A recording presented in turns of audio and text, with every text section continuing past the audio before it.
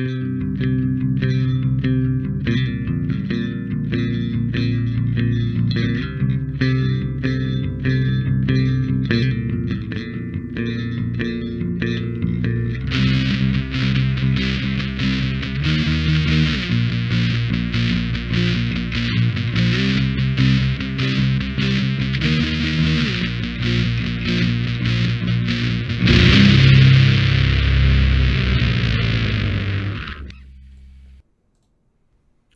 and welcome to another exciting episode of Wave the Brush with me, your host, Kris, aka Mini Wargaming Kris, aka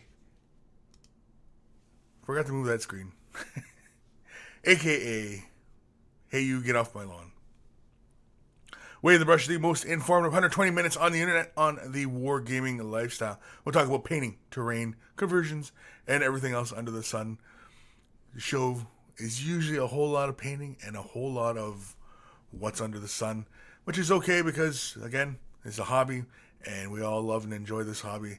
And when we get to spend time just chilling out and painting and or working on conversion or working on some terrain or doing whatever, or just vegging out for the afternoon, who knows, whatever. This is your time, my time, and yeah, let's make the most of it, right? I can see already my usual monkeys are joining us today. Knitfink, hello everyone. Hello Knitfink. Jim White. What is everyone working on this excellent Saturday/Sunday? What is everyone working on? Lancaster says, Stormcast Eternals. Hello all. Nagarath, hello monkeys. How are you today? Not too bad. Spite you, Woot. Sebastian B, good morning monkeys. Ghost of Starman Deluxe. Holidays. Woo! And Union Jack, Moneybag, Controller, DVD, Thumbs Up, Smiley Face. Whatever all that means.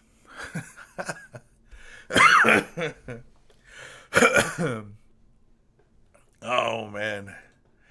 Late getting started today. All the plates weren't spinning as they were supposed to, and yeah. It's just one of those days, you know, somebody wants to update something, and that's when usually things start to go awry. Mark Hill is joining us. John Doe, Kurt Kershone. Spite you. In spite of you. Neil Turner. Hi, everyone. Hi, Neil. Jim White. Painting a palette. The only time to use paint straight from the pot.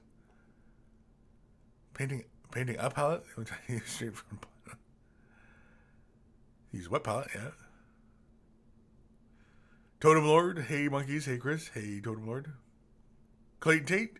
What is going on, you peoples? Peoples? Pepples? Totem Lord. Well, it's been a week. It's taken me a week, guys, but I finally finished my diorama and will send an email soon. Very cool. Yes, please do. Clumsy Juggler, hello everyone. Ronnie Sugden, morning all. Geeko170, morning all. What is everyone up to? I don't know. I think everybody's just kind of chilling, relaxing, and checking things out, I guess. Danish artist, greetings. Clayton Tate, it is pouring rain in Vancouver, monsoon style. As soon as I'm painting some Forge World cover trucks, so we'll go to my new Bully Boys Mega Knob formation. Very cool. Brett Jans. Painting up some Pathfinder goblins this fine afternoon. Fine. Saturday. Afternoon, Saturday, whatever. David Taylor. Hey, Jokeros. And Dark Mako 91. Kris. Hey, Kris. At Kris. Hey, Kris. It's at Kris. Hey, Kris. Hey, Kris. At Kris. David Taylor, Kris, did you see the new gemstone paints that we can get a quick tip using them when they are out? The new gemstone paints, like from Citadel? No, I have not seen those. Gemstone paints. Sounds interesting. Sounds like witchcraft to me. No. it sounds like you probably take if I was gonna make a gemstone paint that would make it easy for people to make gemstones on their models, it would have to be with a clear paint, kind of like like Tamiya clear or even the Forge World clear, right? Or even the shade washes, they start out clear. Well, not the shade washes, but the glazes, they start out clear.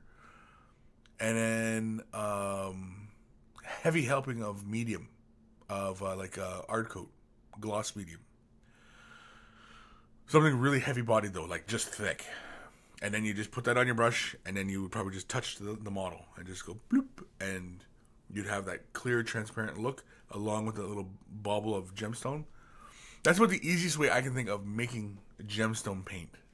And without even having seen this stuff, I imagine that's probably what it is. It's probably a clear paint with a heavy body to it that you can just simply take your brush and just dip it in and just go bloop, and just cover the space where the gemstone's supposed to be, and bang, you got a gemstone. Or it could be even a flat space, and you go bloop, and it'll leave because art coat doesn't really shrink when it dries, and so you'll be left with that little bump on the model surface with a little gemstone.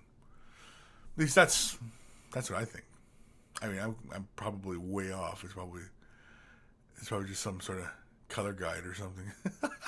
Here I am thinking of some fancy coloring, some brand fangled new paint, and it's just a different technique. Geeko170, can't decide if I want to paint my tower or play Overwatch. I watched my son play Overwatch. I have not tried it myself. It seems very interesting. I think you should paint your Tau like the characters in Overwatch. There we go. Because Overwatch has that very anime kind of feeling to it. And of course, Tau has a very anime feeling to it. And so, yeah. I say paint your Tau like they're from Overwatch. There you go. There you go. You did it. You did it. Ghost of Starman Deluxe, painting my Broodlord and a couple of Gene Stealers. David Taylor, yeah, from Citadel. It's from Citadel. Interesting. I'm going to have to look that up later.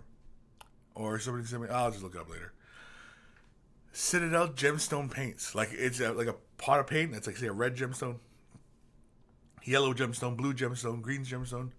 Like, is that what we're talking about here? Clumsy juggler. Do you have to say bloop when using gemstone paint? Well, what else would I use?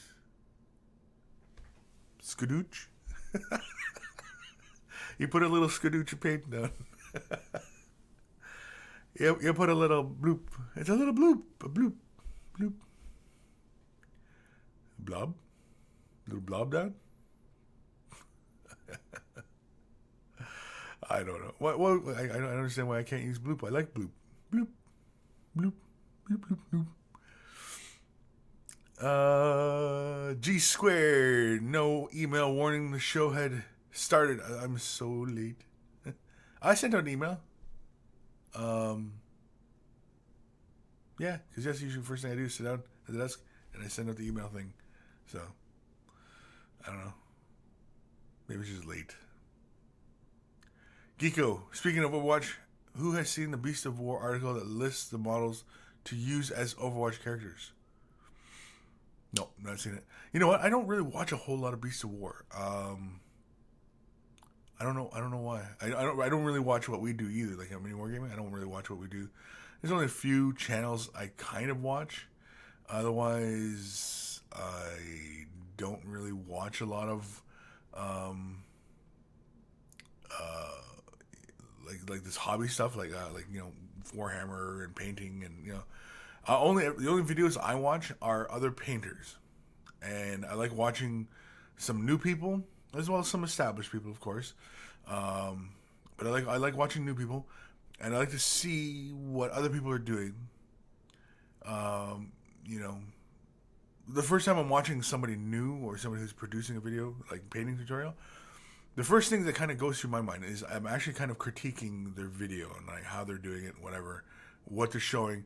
Are they showing correct? Are they using terminology correctly? Are they, go away Windows, and then I'm usually kind of like halfway through writing like a comment, saying like, maybe you could do this, maybe you could do this, maybe you could do this, and then I stop and I'm like, why am I even bothering? I mean, just let this person do their thing. Just let them do their thing, and Everything will be fine. And so, yeah. I mean, it's not like I'm some sort of authority in the matter. I mean, heck, people still critique my videos and stuff like that. And there's still ways for the videos for the vault. We could be doing them a lot better. And but unfortunately, it just cuts into time.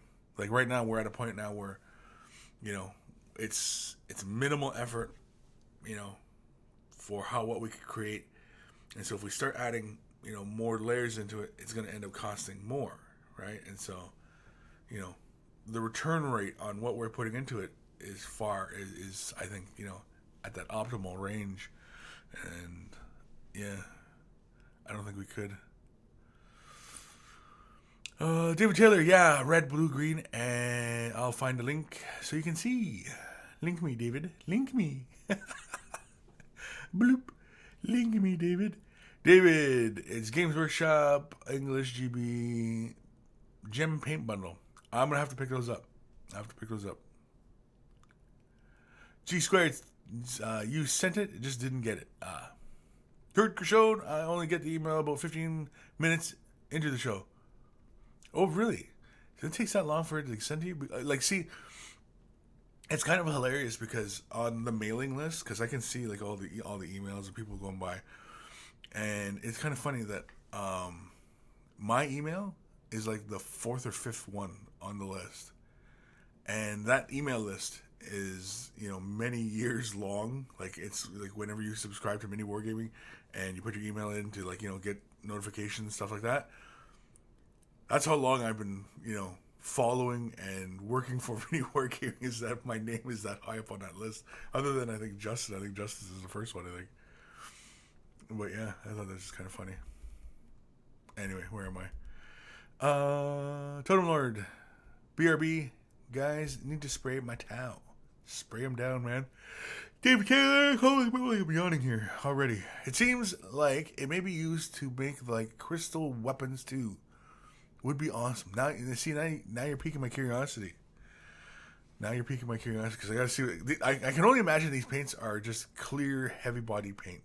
That's all I can imagine, is that they're clear. But because that's the easiest way I can think of to tell somebody who's brand new to this hobby to paint a gemstone. Because gemstones, are very are challenging for a lot of newer people, right? And yeah, I mean, if Citadel could go, here's a paint, you just go bloop, and you got a gemstone, and people go, that's it. That's all I need to do is bloop, and I got a gemstone.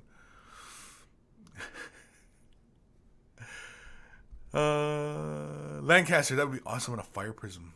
Yeah, see that like for my prisms and all the canopies on my Eldar, like the clear parts, I just hit it with Tamiya clear, right? All my canopies are green. My fire prisms, the newer ones, they're blue. I don't really use the red. The red I just use for blood. What else do I have here? I don't even know. But anyway, yeah. And they added 3 new metallics too. Interesting. You're just piquing my interest today, David. A brass, copper, and a steel. Interesting. Spike you seems like it would be a little thick, like Kris said. So bloop indeed. Captain Cool Pants 101. Oh, finally catching on the live show. Haven't watched you live in months. My life is now complete. Well, hopefully it's not complete, because then that's when you get hit by a bus or something, or just something runs afoul. So hopefully it's just made your day complete. There we go. The day. It's made this moment complete. I feel complete at this moment. There we go. Because I feel more complete. The more people join us, I can feel it. I can feel their presence, and I can feel them, and there's more and more and more.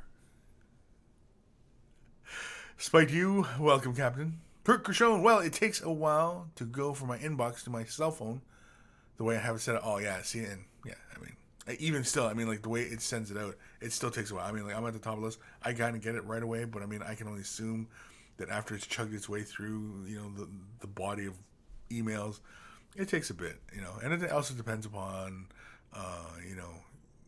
who you go through, who I go through, who's sending it, and Of course, then if it goes to your cell phone, do you get notifications and blah, blah, blah. Technology. David Taylor in the White Dwarf, it says that the gem paints are high pigment. Oh, yeah, they'd have to be high pigment because, if you're laying like little dots down.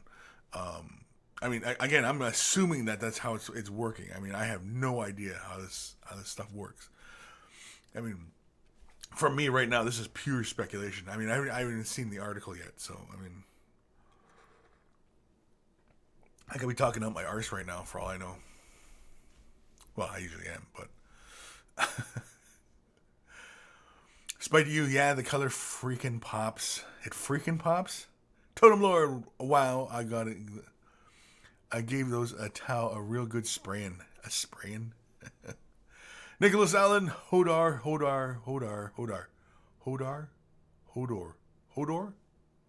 Spite you, Kris Door?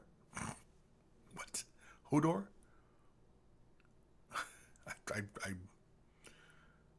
I'm at a loss. I don't know what the hell he's talking about. Jim White at Kris. GW is also releasing non-oil in gloss. Interesting. I wonder if they'll do that for like Agrax and like Sepia and some of the other colors. Because some people don't like the way, when the shade washes dry, they dry with a very matte finish. Some people want that semi-gloss kind of look. It's interesting. Captain Cool Pants, can you feel it? All this monkeyness presence of you? What? I don't even know what the hell that word is. Minis donkey? I don't know. Oh. Monkey presence. Stupid keyboard. Yeah, okay, monkey presence. That's what I thought. I was like, what the hell is he trying to write there? He can feel the monkeys on his back. Yeah, there are a lot of monkeys on this back. I got, I got a big back, and there's a lot of monkeys. I got a lot of monkeys on my back.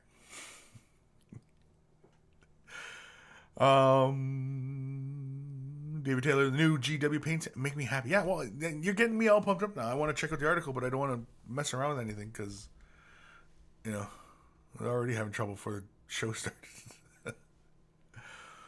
Clayton Tate at Jim.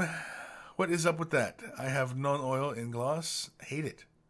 You have non-oil. You're not Clayton. Your non-oil dries glossy because that would be a first. Because it typically does not have a glossy, unless of course you added a gloss medium to it or something at some point to extend its life or something. I don't know, but yeah.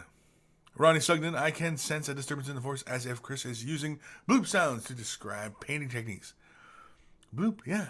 Bloop. You just put a bloop down. You grab your paintbrush, right? You got your paintbrush, you got your model, and you just go bloop, bloop, bloop. That's all you gotta do. It's all in the bloops. It's all in the bloops. Ghost of Starman Deluxe. Non-oil Agrax Reichland, I think. Reichland? I don't know if Reichland needs a gloss. A semi-gloss, sure, because often it's associated with, flesh tones and golds and you can do some reds and even for fun you can throw it on greens too. Anyway, but throw it. If you're going to gloss it, you might as well gloss them all, right? Clayton Tate, no label or anything, but now my models are super shiny if I give them a no wash. You sure it's not a homemade brew that you got? A homebrew bottle? You just don't remember? Because it's been so long since non-oil came out. Because I used to have a shade wash that was done. It was using an old recipe. It was, thinner airbrush thinner medium. It was ink, Dahmer ink, and something else. Oh, Flow Aid. And that was basically the shade wash. And it does the exact same thing, And, yeah. But you have to keep it in, separate bottles, clear bottles and stuff like that. Nicholas Allen, the models are the source of Kris's power. It's all contained in his mustache. So if we were like to break the mustache, it'd be like, "Whoa," and you see all these like ghosts and monkey ghosts flying out. "Whoa." It's like Raiders of the Lost Ark. You see like this light just kind of percolating, and then all of a sudden, and everybody's faces start melting. And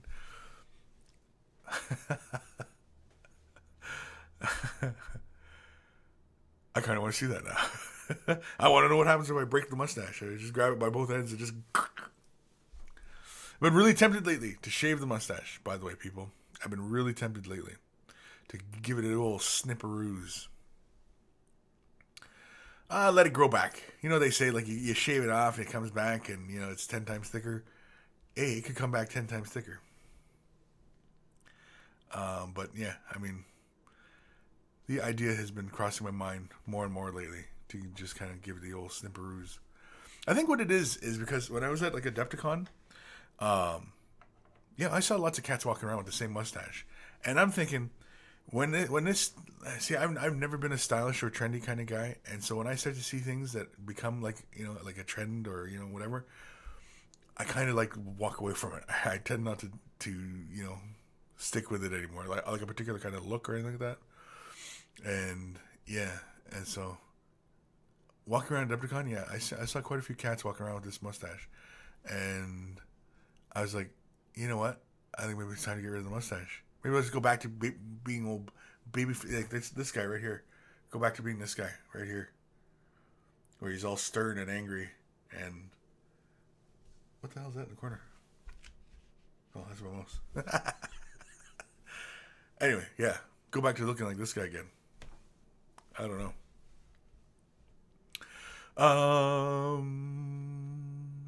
Yeah, I told him, Laura, we'll get to an email in a moment. Razy. The new GW paints are in pre-order and painting and modeling section already. Okay, well, I have to get them then. I have to go put them. I have to put them on order now. Jim White, episode 120, the Gloop Show. Gloop? No, it's not Gloop. It's Bloop. Bloop.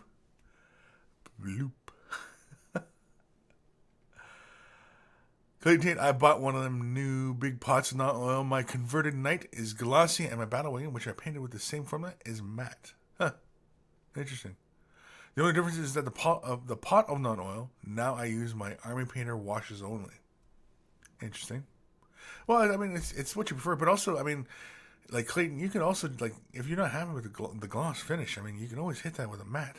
You know what I mean? Just come in with a matte and just and, you know, be done with it and, you know, live your life again. I mean, you don't have to sit there and, no, I don't want to play with these paints no more. I hate it all. Just saying, Clayton. Just saying. Ghost of Starman Deluxe. Those seem to be all they're doing, but I'd like Leviathan Purple. Yeah? Totem Lord. And Kris, you should try being bald. Being bald? Babyface Kris. Spite you. Yeah, I do have a bit of a baby face. I think that's what it is too. Is because, like, you know, I'm old. I'm old, and I think I need a new way to kind of reinvigorate this old form, and you know, yeah. And I think shaving, because I mean, you can see the grays. I mean, you can even see. Let me see if I can. Yeah, you can see on the camera. You can see there's grays in here, and there's a few in the mustache as well. And you know, I'm not really one for dyeing my hair or anything like that. Unless I was going to go for like a bright red or something like that. But even still, I'm not dyeing my hair. You're not going to see me dye my hair anytime soon, people. So I'm thinking shaving. I'm thinking about it, definitely. Although I'd have to video it, I think, if I did. Captain Cool Pants. So Kris is a hipster. He doesn't want to fit in with the crowd. He's too cool for that, yo.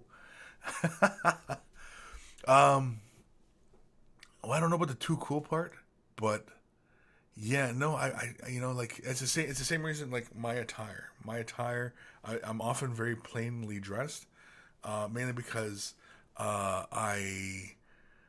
know, I mean, I don't wear, you know, t-shirts with like company logos or anything on them, anything like that, because I don't feel like walking around being a billboard for those companies, advertising for those companies, you know. Unless, of course, it was like my mini wargaming shirt, then of course I got to advertise for it, right? Because I mean, you know, that's how I gets paid. So that's okay if I'm walking around with a mini wargaming shirt or Way of the Brush shirt or something like that, right? Where I'm self promoting. But I mean, yeah, walking around like Dr Pepper or something like that. No, come on, that's not my speed. Not into it. I don't know. Does that make me a hipster? I don't know. Just the old way I've always been. David Taylor. So Chris, yeah, I guess that is a yes to the quick tip. Yes, yes, it is. Yes to the quick tip. Quick tip on what? Mad Cow Crazy. I'm late. Oh no. Clayton Tate. I hate it all. Rabble, rabble, rabble. Jim White. Chris Bald. The butcher names. The butcher of names of Cardoff Street, Welland, Ontario. Mad Cow Crazy. Reinvigorate. Have you tried bodybuilding? No, actually, you know what? You know what? I gotta get this. I gotta get this old photo we found. The wife was going through old photos, and it's a picture of me back when I was probably 15, and I'm sitting on the couch, and I don't know what I'm doing. I'm like, I don't know if I'm looking at models or if I'm reading cards or something. But anyway, yeah, you believe it or not, this guy used to have a stomach where you could see like his ab muscles. Yeah, he used to be that kind of fit. There was a lot of track and field, a lot of bike riding, a lot of activity, stuff like that. Wrestling, a lot of wrestling, and of course getting into a lot of fighting as well. A lot of street fights. Face come home, just bloody all the time. And yeah, but bodybuilding, no, I never did the bodybuilding thing. I really don't have an interest in bodybuilding. Mainly because I see these meatheads that got to have the great big arms, and I wonder like how they wipe their ass, because like how do you get your arm back there? Because like your arms are just like constantly just you know what I mean, and your neck is like this wide, and I mean the guy can't even turn his head because his neck muscles are just bulging, and that's not for me. That's not for me. And plus, too, the other thing is that whenever I work out, the odd times that I have, I always find that I'm very, very twitchy afterwards. And if we have weights here at work, and yeah, if I use them, I can't hold my brush or model straight. I find it because I'm finding that I'm just too twitchy. So yeah, it's another reason why I don't. Clayton Tate, Chris, pigtails, mohawk, all business up front and all party in the back. A mullet, you mean? Yeah, that's the old mullet. A mohawk? No, I'm not going to do a mohawk. Get confused for copying Cork. No way, no. I'll let mohawks get mohawks. Spite you, have you tried the high top face with the step on the side? High top fade. Oh, high top fade. Back in the day when I was young, when I was 15, younger, and much more fit young man, I used to. It was kind of the style, I guess, back in the day, where basically, and I've seen it come back. You just have like just the top portion of your head, and then the sides and everything is completely shaved to the skin, and so I just had just the top portion of my hair, and I let that all grow, and yeah, I used to do it like a ponytail. Drewski, hello everyone. Drewski, are you calling me a meathead, Chris? Drewski, you know damn well you're a meathead. Drewski, you open up a dictionary and look up meathead, and there's a picture of you right in there.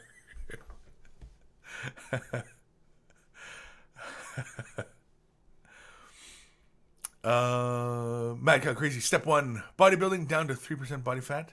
Step 2, mohawk. Step 3, don't know. Step 4, profit. Lazy monkey. Step 3, clean brushes. Yes, clean brushes. Always clean brushes. Always clean brushes. I don't know why I was doing the Sensei Master there. The clean brushes. But clean your brushes. Spike you. Whoa, can we go back to Chris as a Street Fighter? No, because that Chris, he was a bit of a jerk. And again, that was one of those times where I was taking a break from painting, and it was more, I was because as you get older, I mean, you kind of get tired of like getting your face punched in and getting into stuff, and then like going to because it used to be still arcades back in the day. and going to the arcade, and then somebody who knows you that you got into you kick the crap out of one of their buddies, and they go and they get a bunch of their buddies, and they don't know where you are, and then all of a sudden you leave the place, and there's a bunch of people waiting for you, and it's like, oh man, here we go, and then yeah, so no, you kind of. You kind of, after a while, you kind of just like, I think I'll just stay in and I'll just read a book, or maybe I'll paint my models. And so that's when I really started getting back into, kind of painting my models and drawing and, things like that. And yeah.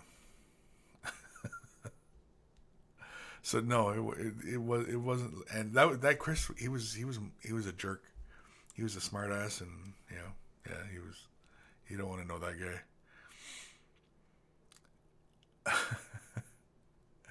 Bangkok Crazy, did he have a nice car? No, he didn't have a nice car. I didn't actually get a car until I was 18, 19. Firebird, 84 Firebird. He used to call it the Falcon. The Millennium Falcon, yeah. Because it was a tan color. It had like just little spots of rust here and there. Lots of weathering on this Firebird. It ran great, ran fast. But he used to call it the Falcon because every time we'd be flying down the highway, and I'd, go to like give it more gas, like we're gonna go into light speed, the car would clunk out on me because it had an old carburetor in it, and so yeah, it was just, so it'd be like, here we go, and then she'd die, and yeah, so anyway, Ghost of Starman Deluxe, forget Akuma. Back in the day, Kris was the Street Fighter 2 final boss.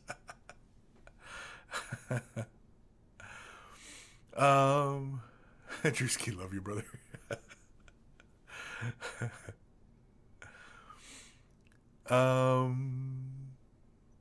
Where am I? Lee Welton, there he is. Morning, kids. Morning, Lee. Jim White at Kris. That joke was from the musical Grease. That joke was from the musical. What joke? I don't know. What joke? Meatheads? I don't know what joke. Yeah, I think we better do an email because we're at, holy crap, it's already 12:30. Yeah, we better do an email. And just because. This is from Echo. Yeah. Well, Private Raven Falls of Fallen Raven production. Jeez, that's a mouthful. Anywho. Well, I didn't manage to get any photos of my nids before I left for my barracks, but I do have photos of my new Raven Guard army. And one very special model that I've named Corvus Corax, and her fabled pet Squiggy, my custom characters for Ancient Game, a Hero Quest. As always, I look forward to receiving feedback and improvement tips from the Grandmaster of the Brush. P.S. Can I get a reply as to what episode this is read on? Our garrison has the worst Wi-Fi possible, and I can't stream. Yours truly, Private Ravenfall of Fallen Raven Productions. Okay, so now the Private Ravenfall makes sense now.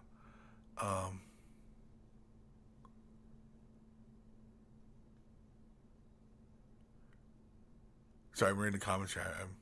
I still don't know what the heck, Jim. What's the joke, Jim? I don't know what the joke was. Kris said the joke was from the musical Grease. I don't know what the joke is. What's the joke? Anyway, here is Ravenfall production or commission painting. Commission painting? I think it's commission painting. Anyway, here's his Raven Guard army. Very cool. Can we zoom in at all?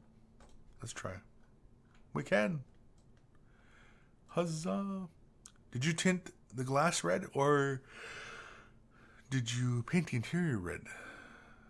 Or is it just all red? Inquiring minds want to know. Very cool. Here's his chaplain.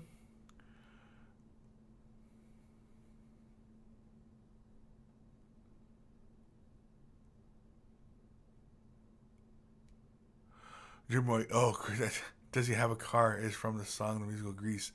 I get jokes. Anyway, I'm gonna assume this is Corvus.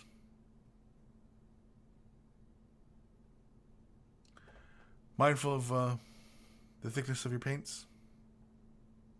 It looks a little stumpy.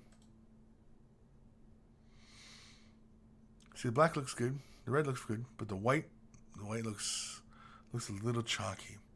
And I think you're better off thinning it down a bit and using something like, say, ceramite white. Thin it down and apply it in a few coats.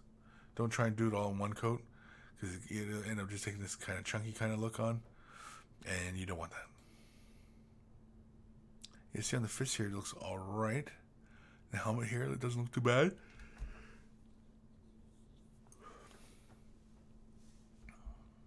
Another one too is also using something like Uthran Gray. I've been becoming quite a fan of Uthran Gray as a base for white, especially sitting on top of dark colors. So you might want to try that for, like, when you're doing like the claws and stuff like that. Start off with Uthran Gray, and then just do edge highlights in white, and you'll get a very interesting look, I think.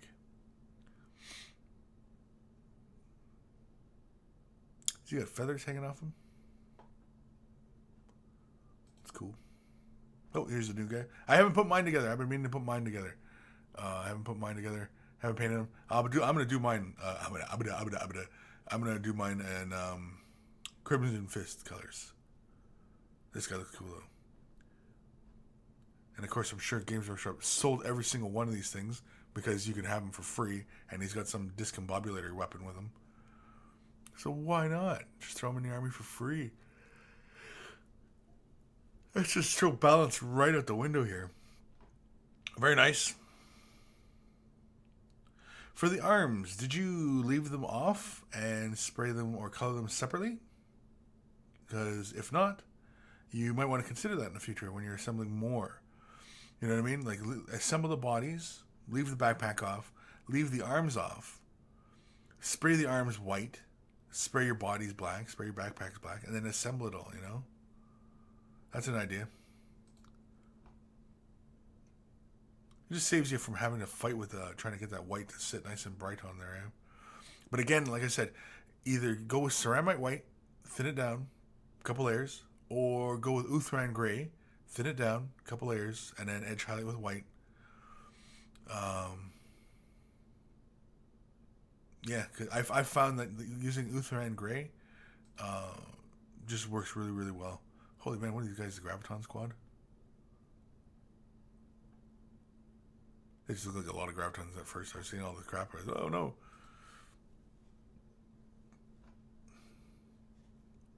See, this looks nice and clear here. Is the black highlighted at all?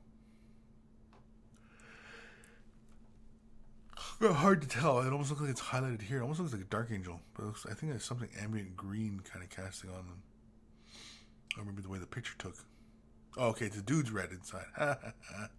Now I feel foolish. See, it looked like the entire canopy inside here was red before, but then now I can see it's just a red marine in there. Red marine. And then here's character with the little pet. Who the heck would want a Ripper as a pet? Like, who honestly wants to do that? Very nice work on that cloak, though, by the way. Very nice. Very nice. Okay, go. Jeez.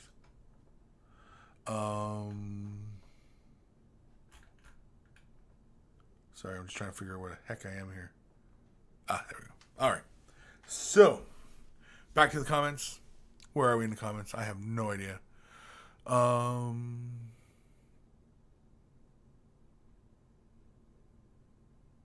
Drewski. Oh, it's me and workout time. Gotta run, folks. Have a great day. See you later, Drewski. Next time you're up, we'll have to get more of those burritos. Ghost of Sandman Deluxe. My friend decided that he would name the priest Griffhound from Silver Tower Fluffykins, the Destroyer. Your argument is invalid. Fluffykins, the Destroyer? Sure. Fluffykins. Schmoopsies. Schmoopsies the Impaler. Why not, right? Lower the midgets. Hey, can you get off my lawn? Can I have my goddamn gnome back?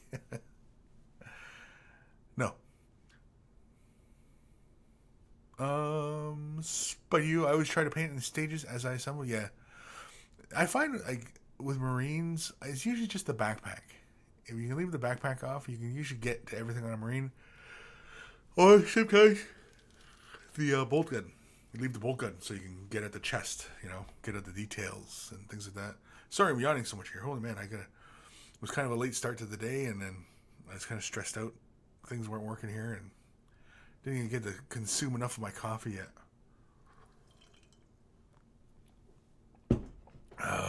David Taylor, Sugar Muffin, the Ever Evil. The Ever Evil?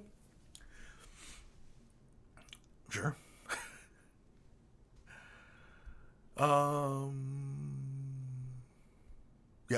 Yeah, spite you. I always try and paint the stages as I assemble. It makes it a smoother process, and I think it's a better end result. Yeah, definitely. Yeah, definitely because, I mean, like, for example, like, as I mentioned with the arms, leaving the arms off and then putting them on afterwards, you have a clear break there. You have no cross contaminations, like the brush didn't bump into the other side or, anything like that.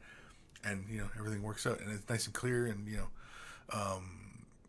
helmets, leaving the helmets off, spraying them a different color, slap them on, nice and even, right?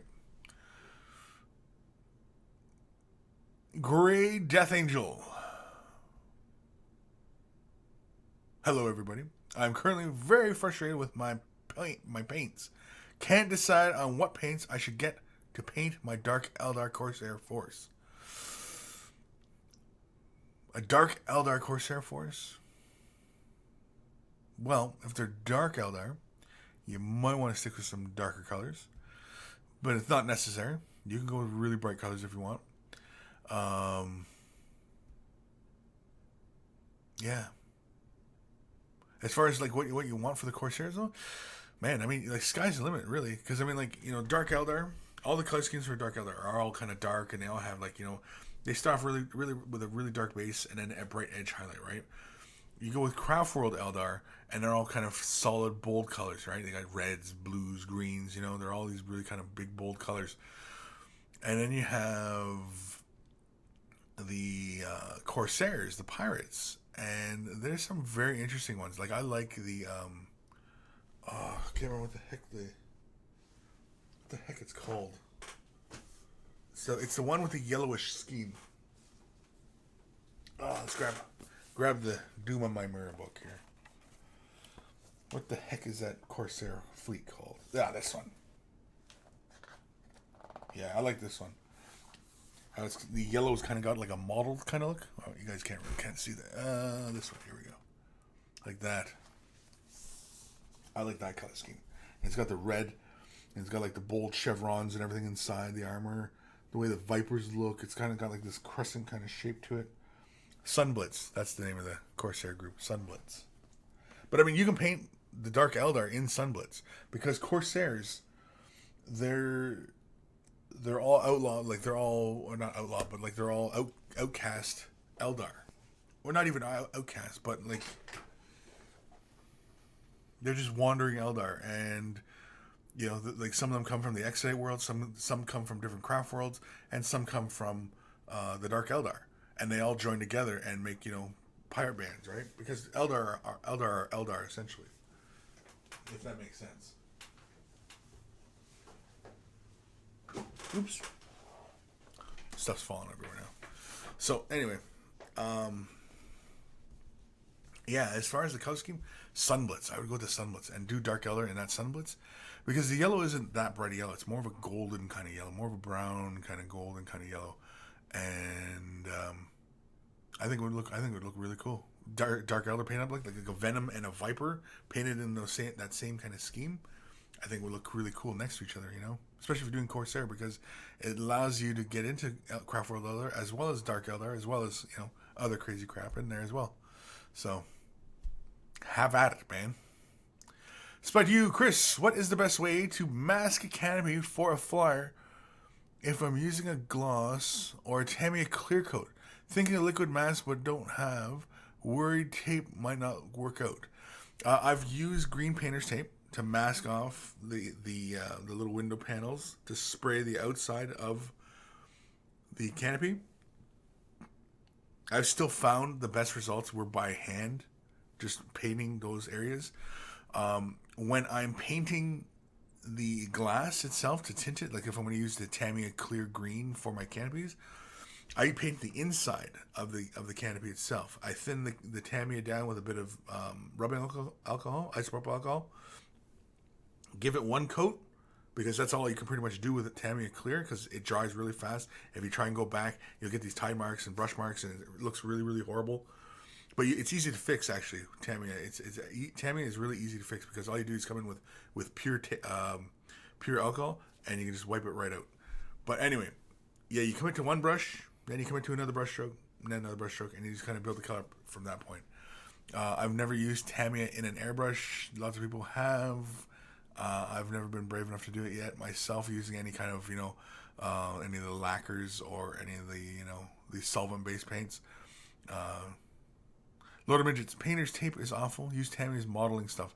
Yeah, well, their tape is fine. And if you use like painter's tape, and you're still finding it's still got a lot of pull, just rub it against your skin. Take the painter's tape before you apply it to your model. Rub it against your skin, just to take some of that tackiness off, and you can apply it.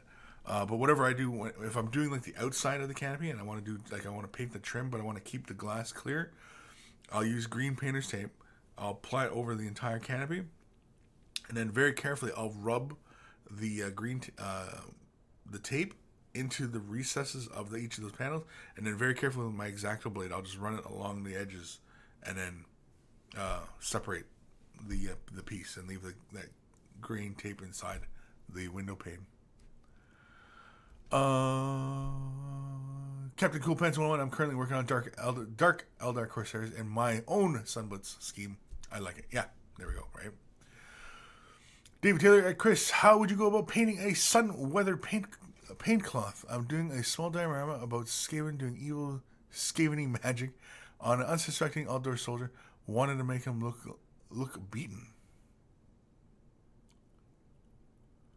How would you go about painting sun-weathered? Well, sun-weathered paint and cloth, anytime that something's been out in the sun for a long time, the color becomes very desaturated, right? So, whatever colors you're using, you need to desaturate those colors. So, say for example, if he's like an outdoor soldier, which is like what, blues, you could throw in a bit of gray. Say try like Dawnstone or Administratum.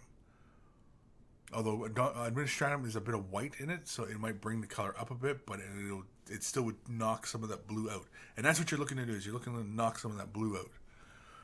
You just don't want the colors to be vibrant anymore. You want them to be very faded, right? You can have them darker in the recesses for shadows and stuff like that, but really if you want to have that old kind of look, or even like, his knees are worn away, you can have that color go from a blue down to a desaturated blue back to a regular kind of blue, just so that it feels like, the paint or the cloth is worn away, the color is worn out of the cloth. Yeah. And of course, if you want to make it look more, I guess, more natural, I mean, you can always come in with like Screaming Skull or Shabti Bone, and just a little mixture of that, and that'll also give you a desaturated kind of look. But you still probably want to throw in a bit of gray, and that will also give you another desaturated kind of look. Because really, that's what you want to do if you want to have things look like they're faded in the sun. Yeah, it's just desaturating the color.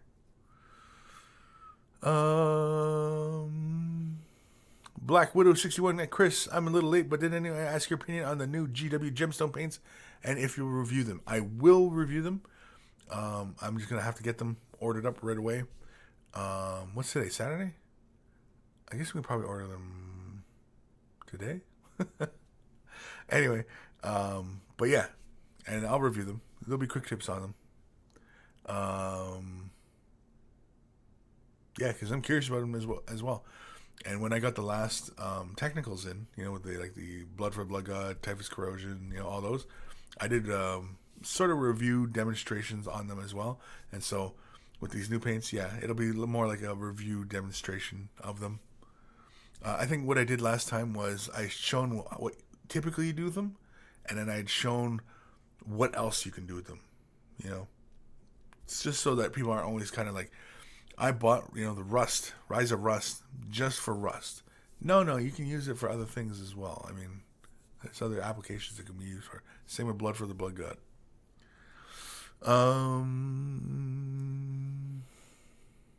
Totem Lord, eat one email in 45 minutes.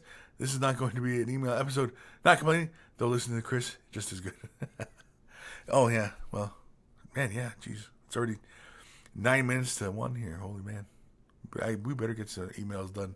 I just said everybody's been asking some pretty valid questions here. And I mean, everybody's questions are always pretty valid, but yeah. Peter, it's Peter. Well, we'll just say Peter. From the last episode, we couldn't say this fellow's last name. But yeah, so we'll stick with Peter. Peter.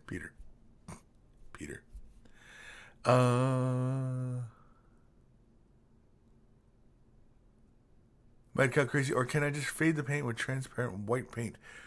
Transparent white paint? Transparent white paint? I'm not even sure if that's is that a thing?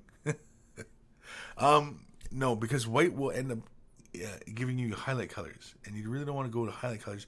You want to desaturate the color. You want the color to still be there, but not as vibrant as you know what I mean. Like, I'm trying to think here. Where's a good example of desaturated colors?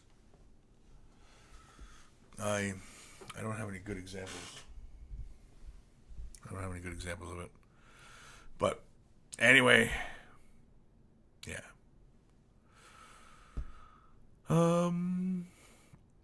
Dr. Santos, greetings, Monkey Lord. Sorry for being late. I have been in the bunker the whole day. Very cool.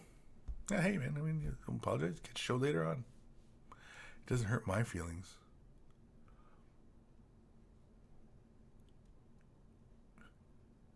Lord of Bridges. What noise does Kris make when he's sneaking?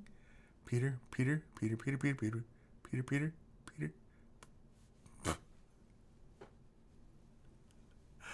I don't know what that means. Yeah, beige is another one. Well, beige because, like I said, Screaming Skull. Adding Screaming Skull to the mixture. Another good one. Beige and Screaming Skull, Sharpie Bone, they're about the same kind of tones. Anywho, let's do an email. This is from Data Wargaming. He said he finished his 172 scale Hawker Typhoon, but then forgot to send me the pics. And so he's got the pics here. And so he's showing us his World War II plane. I like World War II planes. I had a Spitfire once. Spitfire? Yeah, I had a Spitfire and a Mustang. I never had a Messerschmitt. I always meant to get one, but never did. I suppose I could get one nowadays, eh? Anywho, very cool. Decals look nice and clean, everything like that.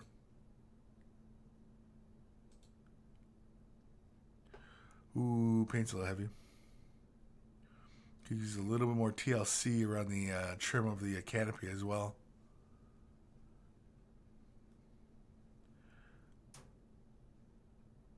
I'm trying to think, how would you get those little grip marks into the paint? Because those don't quite look like rivets. See, I can see the brush strokes. Oh wait, you guys can't see you guys see what I'm looking at? Yeah, you guys can see what I'm looking at. Yeah. You can see the brush strokes here and such. Just be mindful of that when you're laying it down. Especially if you're doing this all by hand, right? But yeah, definitely the canopy could use a little bit more TLC there. The underside is all weathered, all beaten up looking. Is that like a glancing mark there? Is that what that is? Very interesting. Sometimes I miss World War II kits. I've been on a kick of like doing the Star Wars kits. These Star Wars model kits, and that's just a break from doing the 40K and stuff like that. But I also miss doing these World War II kits as well. Damn it, man! You're gonna make me go buy a World War II kit. But very nice, very cool. You can do a stand for it. Is it gonna be part of a diorama or very interesting weathering? It looks like a combination of sponge and Into what? It's kind of like a dry brushing almost. The underside I like how you got the weathering tone and stuff down. I think the upper side needs a little bit more love, just a little bit. And yeah, I'm not sure where the little chunks are in the paint because the paint looked bumpy, and I'm not sure why that would be, other than mixing too much water into like the palette. And when the paint's already kind of dry, and then you end up taking like those little chunks of dry paint with you into your mixture. Sometimes that happens.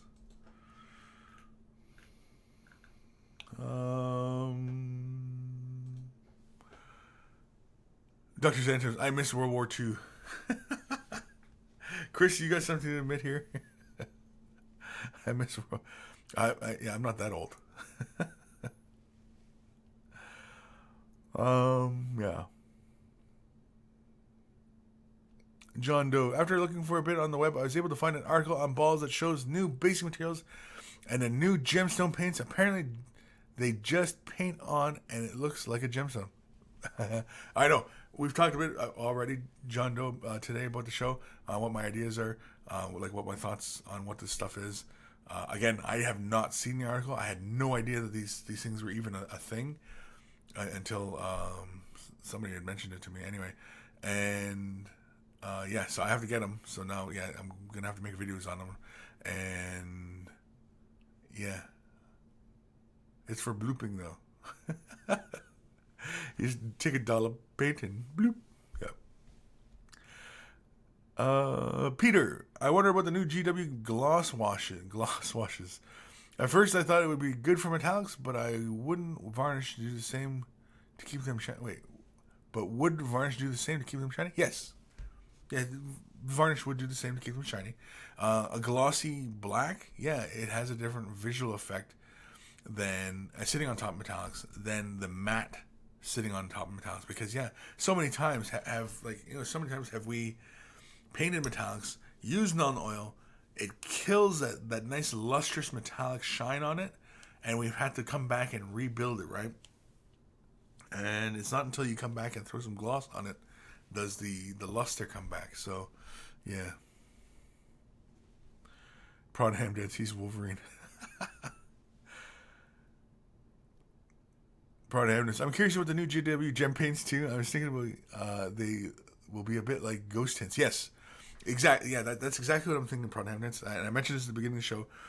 I think they're the transparent colors. I think they're the transparent colors that Forge World created or had used.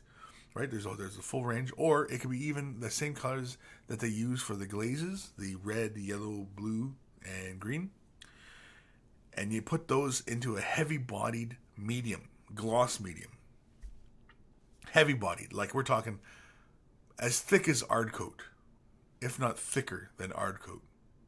Not so thick that the pigment can't move, but yeah, at least that's the way. Like without having seen the paints themselves, yeah. I might have to take a look, I guess, in a few moments here. I just really, really, really didn't want to, mess up my flow. I don't got no flow. I was kidding. I don't even know what flow is. Holy crap! Where the heck? You think it'd be like one of the first bookmarks I could find, right? No. It's in the shopping. That's why. Oh, country selector: Australia, English, Belgian, English, Belgian, France. Let's go with Canada English. Painting and modeling. New to painting? I am new to painting.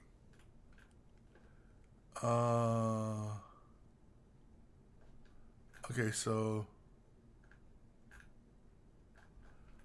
is it this? No, it's not this new hobby thing, is it? New release. That's okay. Let's go new release. I'm seeing a dice cube. Pre-orders. The metallic paint collection. The resin bases. The gemstone paint. There we go. Okay. Hold on here. Gemstone paint. um.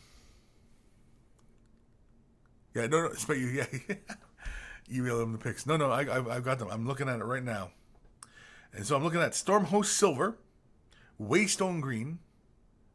Now it says Citadel Layer Stormhost Silver, and then it's technical Waystone Green, technical Spiritstone Red, technical Soulstone Blue. Very interesting. So, okay, yeah, got it. Okay, I see what it is. It's pretty cute. This is cute. So wherever you're putting your gemstones, you're putting the silver down, and then you're hitting it with that clear, and it's giving you your gemstone, and that's it. So you just lay the silver down, hit it with that clear, and bang, you got your gemstone. It's not going to give you the gemstone look, like transparency. It's giving you more of, I don't know what kind of look that is. But it's not like a transparent gemstone. It's not going to give you that kind of look. Ooh, the blue looks sharp though. Ooh. Oh my.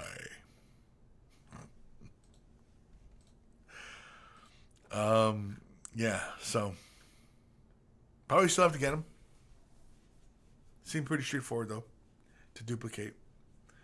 But yeah, I thought it was gonna be like, well, I'm sure that the Spiritstone Red and like the three technical colors, because there's no yellow. They don't have a yellow in there. I don't know why. Should have the yellow because they have it in glaze, right? And I assume they just use their recipe for the glazes, and they just add more medium to them and just make them a little bit thicker. Again, I guess. John Doe did. Kris is totally new to me, yeah. The Black Widow 61. Kris, I sent you some of my completed bolt action models, but it might send you over the edge and you'll buy World War II model. I know, and that's the other one, because Josh apparently and Lee are getting some. Apparently Lee picked up, I think, Russians, and Josh is doing British, I think. Anyway, and so yeah, I mean, if I was going to do World War II game, I'd probably have to go with Germany. I'd probably have to go Axis, because basically, what my running theory is, I always do well with Germany in games like World War II games. Axis and Allies, play the crap out of Axis and Allies, and near unbeatable as Germany. If the Third Reich was under my command, yeah, everybody would be speaking German right now. Even though I don't speak a lick of German. But yeah. Piece of something there in my lens. Anyway. Where am I? Don't know. In the comments. John Doe, the gloss that builds up and fades the color. The color in one direction. It's like the same thing I do with the inks and silvers. Yeah, exactly. And if you're already doing that with the inks and silvers, this is like the same thing. It's not gonna give you, the look that the stone is transparent. You know what I mean? That illusion. Like, because basically when you're going for that transparent look, right? You start off with a dark color, and then you do little crescent shapes, brighter and brighter and brighter into one of the corners, and you put a little spot highlight, and you put the little bright color down the bottom, and it gives you that illusion that it's a transparent object you're looking at, right?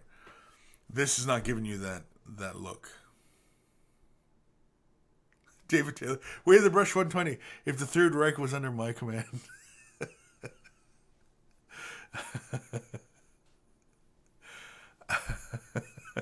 No, I can't put that, man.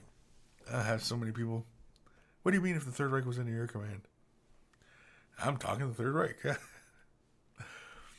Episode 120, sponsored by Sugar Muffin, the Ever Evil, and the Sound Bloop. Bloop. No, it's not bloob. It's bloop. It's a bloop. It's a very specific sound. Bloop. Not bloop. Bloop is something else. You know what? I'm liking it. Sugar Muffin, the Ever Evil, and the sound of bloop. But I'm changing that part. It's bloop. Oh, the comments moved. There we go. Bloop. Where is my window for the show? Don't know. Singing away. Don't know why. Just because. Sugar Muffin, the evil sound of bloop. The evil sound of bloop. And the evil sound of bloop. Because bloop. Sounds like Sesame Street. Goes to Starman Deluxe. Don't speak German? Watch Hallo Us Berlin. Okay. I don't know if that's a show we get around here. Is it something on Netflix? Is it something on the internet? Because if it's on your local TV stations, I'm probably not getting it. Yes, bloop. John Doe. There you go. John's got it. Bloop. Bloop. Bloop. Bloop. Bloop. Sounds like a robot sound. Bloop. There we go. See, everybody's doing it now. Everybody's doing the bloop. Bloop, bloop, bloop. You guys are all going to be saying that to yourselves all day. And you're going to be like, damn that bellow made me say bloop all day long. Whoops, not that window. There we go. This is an email from Ronnie Sugden. Hey, Kris. Last week you were asking for some pictures, and here are some. Trying a new scheme on my orange and black orc army. My orange, more orange this time. Tell me what you think. Keep up the great work, Ronnie. Is he telling Ronnie to keep up the great work, or is he telling me to keep up the great work? Anyway. I like him. I'm not gonna lie. Not that I was lying before, but anyway. I like with orcs, it's kind of fun because, like you can paint them clean. Like these guys are mostly clean, right? But you can paint orcs clean and they look good. You can paint them really sloppily, haphazardly, and, all over the place. Colors kind of just, a mess and they look all right. I like a nice little edge highlighting on the axes. Kind of go for a dark metal kind of look. Offset that orange, I understand. Even the green, it's kind of dark. I like it. Shoulder pads and stuff like that, I wouldn't be afraid to, do some little, chipping, weathering and stuff like that. I like the orange bodysuit, is it? I don't know. Coveralls? What do orcs wear? It's almost like a prison outfit. Yeah, exactly. Great Death Angels. So would the orcs just escape from prison? Yeah. Yeah, they look like they just got out of the pen. Orange is the new black. Anyway. I like it. I like the color. I like it. It's pretty good. I think you've got a pretty good balance between the brightness of the orange, the skin tone, and the armor, like the weapons and stuff. I think you got a fairly good balance there. Yeah. Cause I got really deep tones inside there. The flesh tone is, deeper than the orange. And of course the metal weapons are really dark and yeah, no, Ronnie, I like it, man. I like it. It's very cool. I like it. Keep going. I like to see what your vehicles will look like. Or will they just be like, I don't know. Escape things. Orange is the new That's it. And you know what, Clayton? No, I'm changing the name of the show. Yeah, I'm changing the name of the show. Orange is the new That's it. We got to throw some exclamations in that though. I'm sorry. Who was it? Jim? Jim? Did I borrow the sugar muffin thing? No, I'm sorry, Jim. You've been usurped. Where's my exclamation points? Oh, there it is. We'll throw a couple in there. There we go. Orange is the new wah. There we go. That's it. Boom. That's the name of the show. Sorry, Jim, but when you got comedy gold in front of you like that,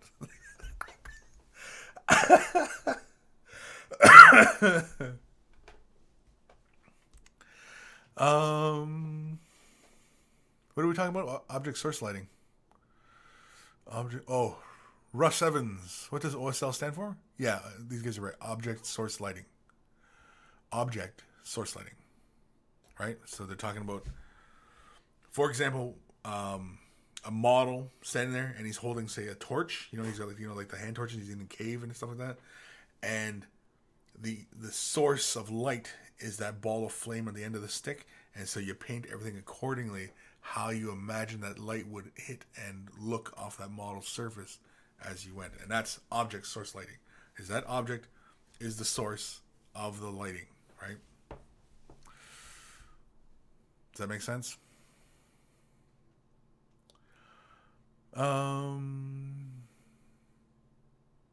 Prawn Hamden. 40k Iron Jawas? Iron Jawas. Grey Death Angel. Why am I the only one seeing these guys riding around in a prison bus?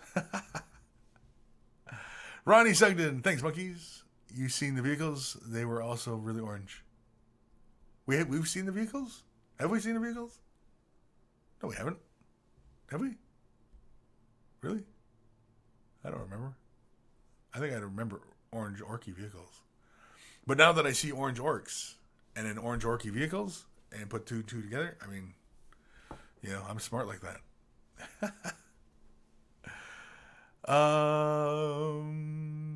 Dave Taylor, Sugar Muffin is going to rip your face off now.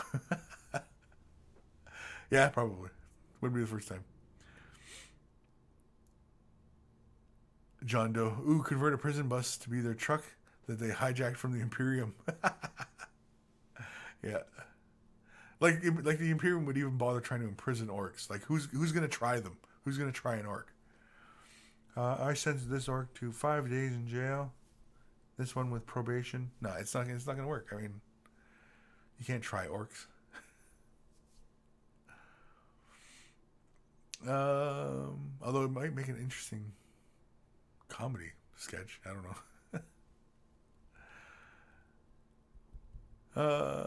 Where are we? Man, oh man. David Taylor, anyone in experience with building stuff out of plastic art? Yes, lots of experience.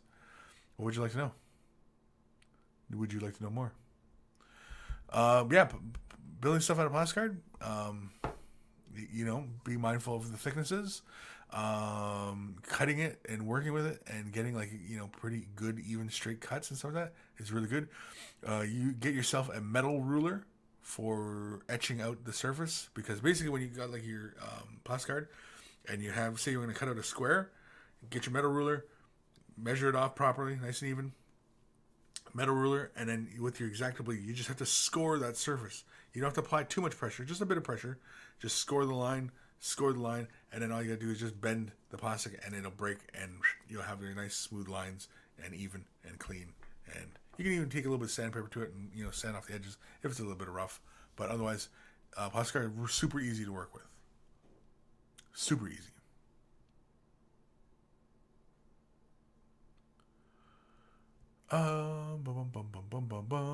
Ronnie Sugden, I did the orange walkers, but I guess you're talking about trucks and stuff. They're coming slowly. Orange walkers? I don't remember orange walkers. Orange walkers? Are you sure? Are you sure? Are you sure? Are you sure you know how you painted your models? Russ Evans. Yeah, Russ Evans. Russ Evans. It does. Thanks, Chris. No problem. What? Oh, yeah, that makes sense. David Taylor, do you have any suggestions in getting it to look clean? All my edges have flash and stuff. Yeah. It just you can take an X-Acto blade, and just like, you know, when you're shaving the mold lines off the edges of models, you can do the same thing to plastic art. You can just run that blade. It's like a straight razor, right? And just plane that edge right off. You can also take, you know, your modeling files and things like that, and lightly, you know, work the surface. The only thing is that with the modeling files, if you're not holding it like lengthwise to the surface, you can end up creating uneven surface on it. Even with running the blade across and planing it, you got to pretty much keep even, consistent pressure. Otherwise, you end up creating, you know, a bowing in it. You know, you just create like a divot and, you know, ruin basically your project. But otherwise, yeah, it's really easy stuff to work with.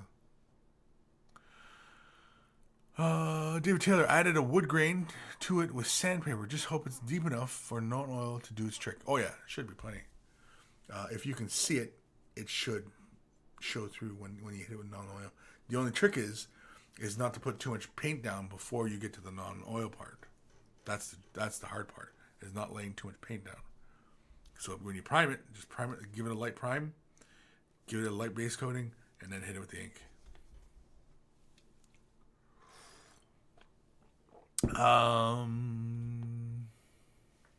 Prawn ham dance. It needs depth, lots of thin layers, and small details. Make sure that the foam doesn't show, and use a sharp knife. Okay. David Taylor, it's a sort of plastic that plastic glue works with. Yes, like the Citadel liquid plastic cement. That's the best stuff to use with plastic card, because plastic card is PVC plastic. Is that right? PVC plastic or ABS plastic? I can't remember which one. I want to say it's PVC plastic that plastic card is made from. It's a styrene plastic anyway. And it's pretty much the same stuff as like the GW models. And so plastic cement will work on it. And it just basically melts the plastic and forms a bond and gives you that liquid weld kind of thing, right?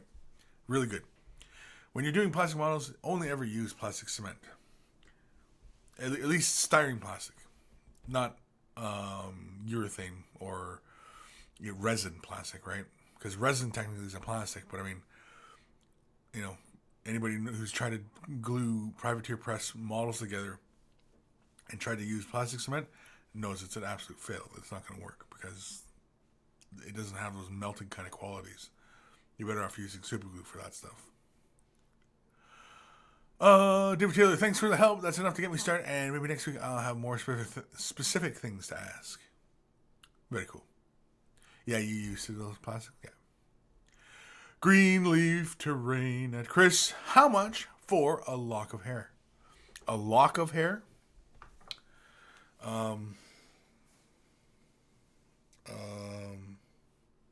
Too much. Too much. Unless, of course, you were, in the hospital with cancer and you needed like a wig or something like that, then maybe you'd get it for free. But otherwise, no. No soup for you.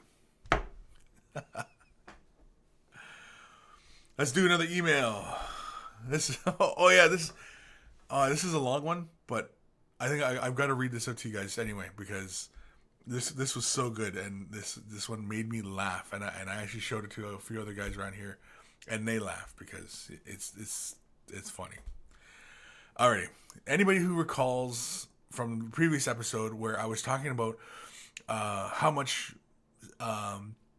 Citadel paint in the little paint pots, how much it would take to paint a house. And so Brett here wrote me an email. Greetings, Kris. So I was listening to Way of the Brush in my car, as I often do. I'm never able to watch it live. And I was intrigued when you pondered about how much Mephiston red it would take to paint a house. Well, many moons ago when I was in college, the mid-90s, I made money as a house painter for my father during the summers. That said, I can shed some light on the great Mephiston red house painting quandary. It's a quandary now? The average smallish house takes about 15 gallons of paint. This is assuming that the house has siding that is painted, not a red brick house or something like that. So, 1 gallon of paint is 3,785.41 milliliters. 1 pot of Mephiston red is 12 milliliters. 15 gallons of paint is 56,781.15 milliliters. That equals 4,732 pots of Mephiston red. At GW's current price of $4.25 per pot, it would cost you $20,111 US to paint a house in Mephiston red. This does not count for highlight colors or shades, but hey, you get free shipping. I almost peed myself at that part. At least you get free shipping. Yeah, spend $20,000 on Citadel paint, but at least you get free shipping. Conversely, it would cost around $839.35 to paint the house with Sherwin-Williams Super Paint, and that's what we used back in the day. I imagine that would also stand up to environment better than Citadel acrylic paint.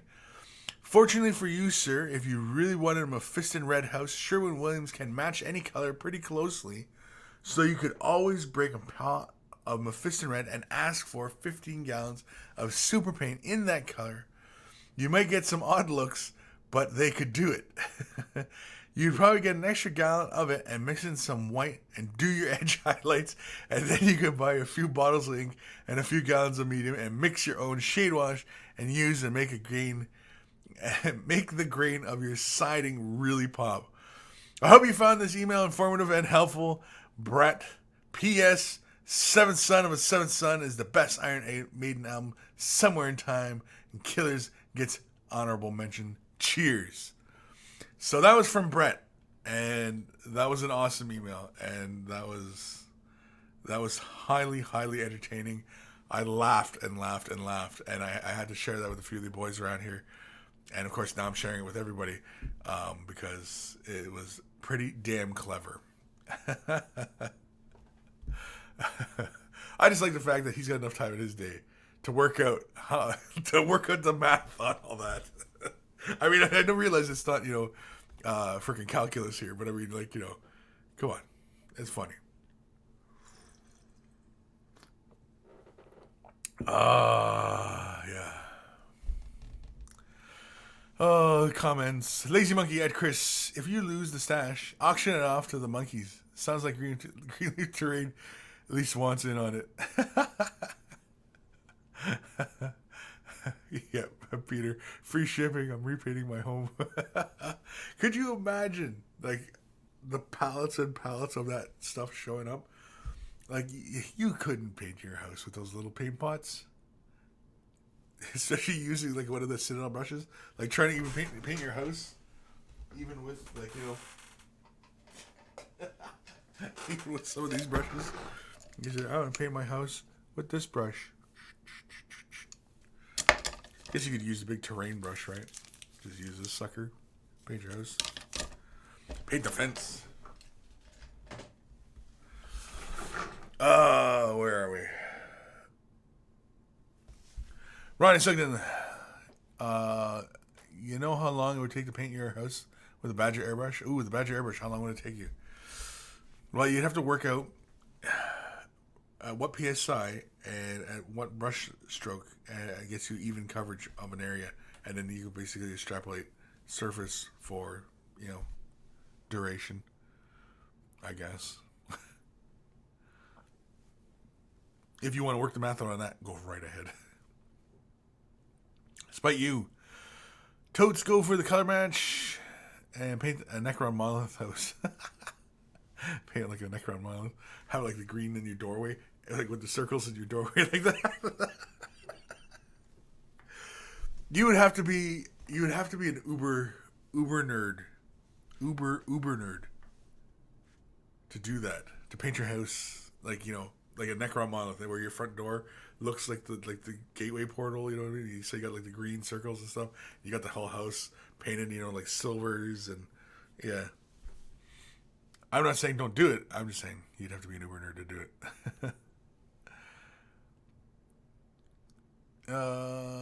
David Taylor, I think if you really wanted to do it, GW would find a more convenient way to get it to you.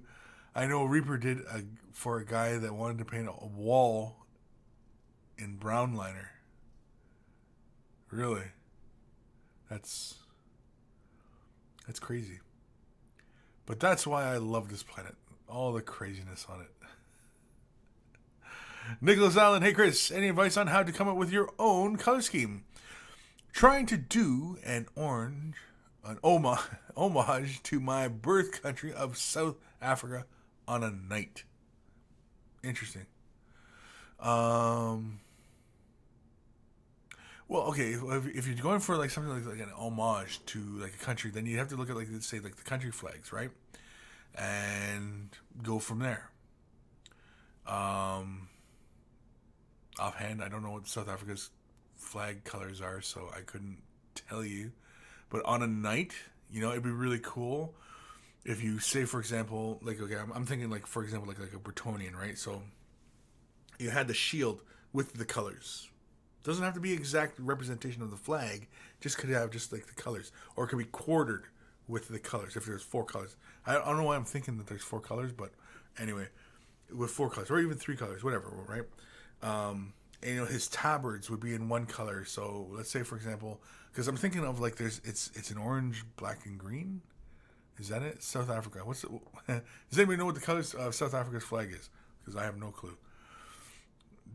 But anyway, you know what I mean. So like the headpiece is colored in one color of the flag.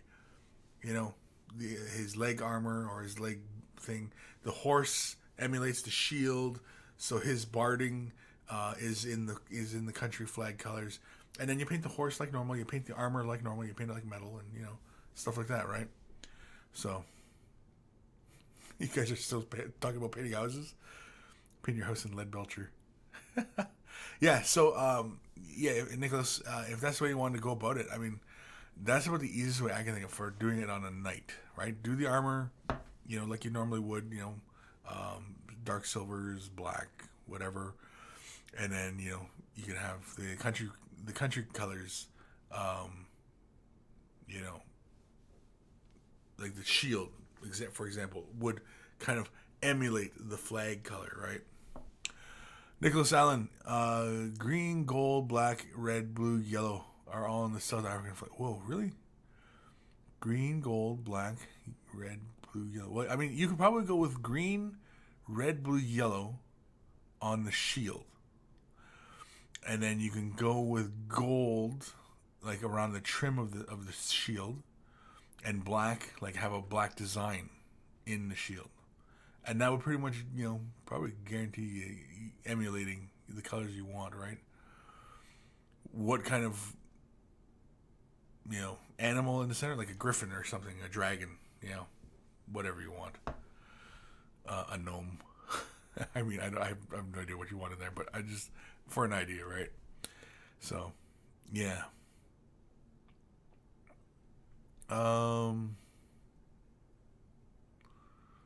What was the other thing? Somebody else had something else just after, or just before, or after Nicholas. It was Daniel Pagey. Pagey? At Kris would painting OSL on a Zone Mortalis board be easier with a brush or an airbrush? OSL, like 99% of the time, is always easier with an airbrush. But it's always easier with a fine airbrush. Especially if you're going to do like the little lamps. Because Zone Mortalis has like little lamps. It has like a little control dials and things like that. And there's little buttons. And, there's all those little sci-fi elements. And yeah, you can throw some OSL on those little areas. You're better off with a smaller needle brush like the Renegade. Just so that you can get in real close and do that fine work. Because a brush like the Patriot is just a little too broad for something like that. And so you need something very fine to get it nice and close and do that kind of fine glowing kind of look. Coffee. What time we at? Holy crap, it's already 1:30. Jeez Louise.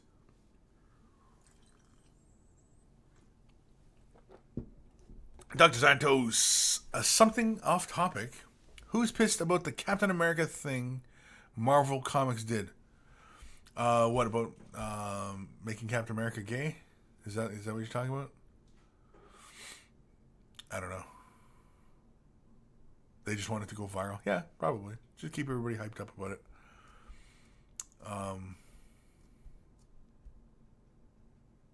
Dr. Santos, from what I've read, they've already gone and done it for real. Who knows? Maybe he swings both ways, right? Or maybe, he's experimenting. Because he really didn't get to go to college when he was a young man. He went to war.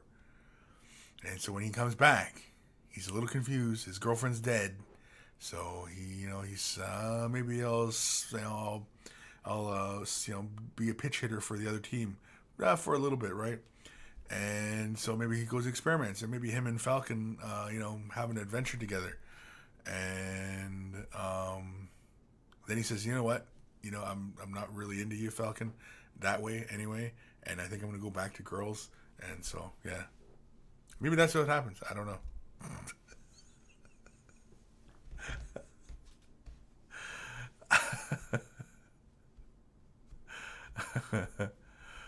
Oh, Dr. Santos, he's talking about something else. Captain America apparently has been undercover Hydra agent since childhood.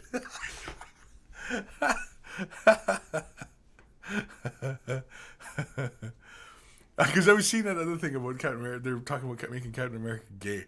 And I was like, what? Yeah. Oh, about making Captain America, apparently he's a Hydra agent since childhood. I don't think so. You know what? Because like with the Captain America Civil War, Captain America is right.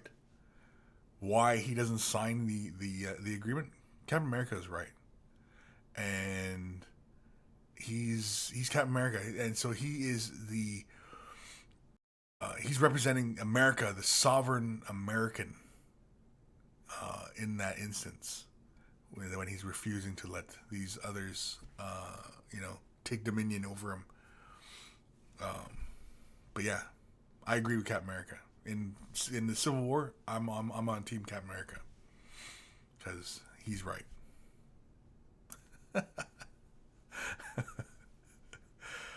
Oh man, Dark Mako. LOL, my girlfriend was planning on getting to work early and leaving about an hour ago. She's still sitting here hoping you'll get to my email where I sent you a few pictures of her spawn project. Her email or your email. I don't know if we'll get to that one. When did you send it, Dark Mako? What is? I don't want to say what is your name, but I mean, what's your name? Anyway, the next email I have.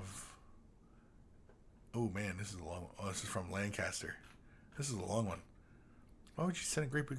It's like a freaking novel here. Red Green, haven't seen the movie yet. Oh no, you haven't seen the movie. Oh, oops. Oh, Dark Mako, it's your email. Okay. I haven't seen it. You sure I didn't do it last week? Did you watch the show last week? Because I think I did your email last week. Mad Cow Crazy just found this. Any truth to it? Captain America was Captain America still not gay, but now he's a Hydra agent with the beliefs like Donald Trump. Yeah, see, now I think that that's malarkey. I think that's just to get people pumped up, and I think that's just to it's just to get people pumped up.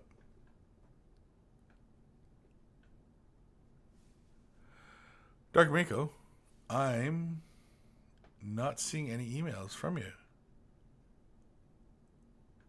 I think I did it last week. When did you send it?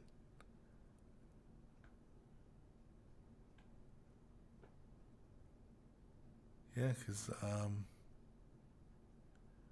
I am not seeing it in my list of emails.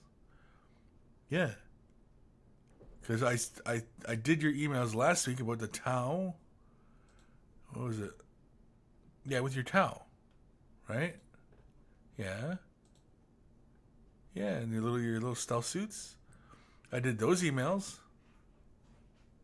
Yeah, but I did not do an email regarding what was it?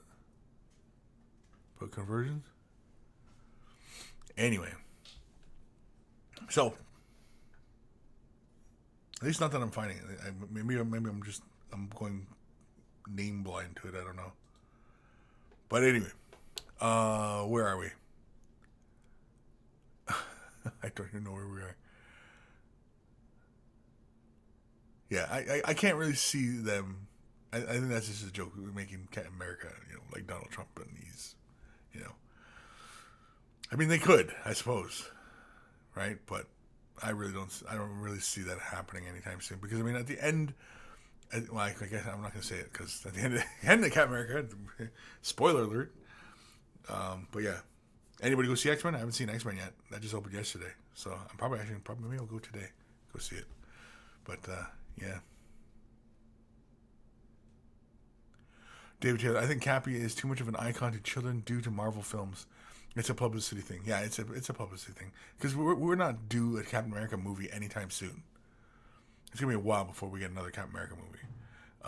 Because if anything, we're getting a Thor movie, and then apparently Hulk and Thor, and then we should be getting another.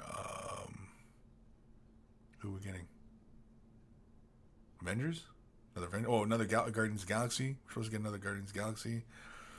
And yeah, so I mean, like, you know, is a long ways off from getting another Captain America. And apparently by the time we get to the next Avengers movie, should wrap up this whole Civil War storyline. Because apparently this Civil War storyline is carrying on through all these other movies until we get to the next Avengers. So, something like that anyway. But yeah. Legion painting. It's a shame that Civil War couldn't be taken to the levels in the comics and the involvement of the whole Marvel universe and the eventual death of Cap. Yeah, well, it may yet. You know, the Avengers might see the death of Cap. It's supposed to be 3 Captain Americas, so. Yeah, there you go. 3 Captain Americas. Thank you, Cork.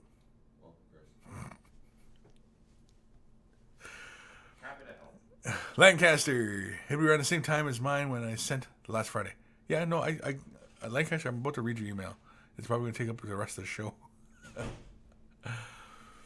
Dimitri Apitin? Kris, would you look irresistible in a Japanese schoolgirl costume? Irresistible? I don't know about irresistible. There's other words coming to mind, but irresistible ain't it. And yeah, it's kind of like taking like a red hot poker and like jamming your eyes out kind of thing. Probably that.